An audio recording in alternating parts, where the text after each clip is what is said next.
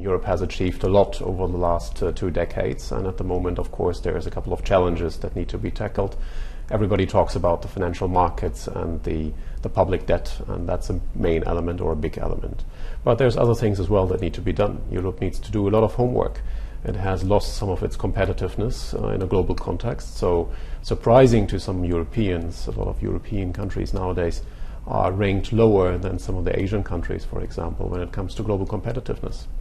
And as a consequence, European countries and companies need to really do a lot of homework and work on their competitive position to regain the strengths that Europe is looking for. But how can it keep up with Asia? This is a region of the world that continues to grow while Europe is shackled with austerity measures. Well, I guess it's a combination of austerity on the one end and on the other hand really developing a long-term vision for Europe where Europe really wants to stand for. And looking at Europe today, we need to understand that Europe needs to stay together. Only a joined Europe will be able to compete at par with China and the US in the future. So that's kind of one thing that needs to be understood, that only the joined Europe will be able to do that. On the same kind of take, you have to understand that Europe needs to manage its imbalances.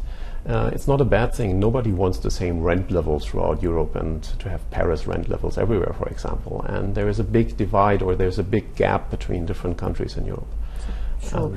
We know the austerity measures, though, are taking a huge toll. It's limiting the prospects for growth. So where can growth come from?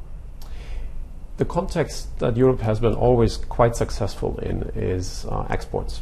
And that's not only true within Europe, but also beyond Europe. And 1/3 of the global exports are either within Europe or come from Europe.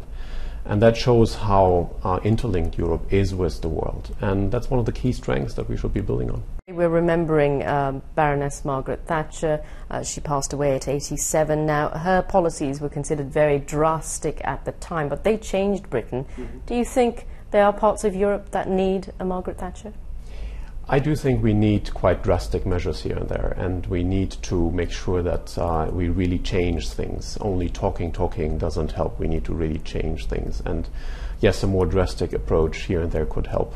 It is a short-term measure that will bear the long-term positive effects around that. And we've not only seen that in Britain, but we've also seen that in Germany and other countries that have done extremely well after going through a phase of rather radical reforms.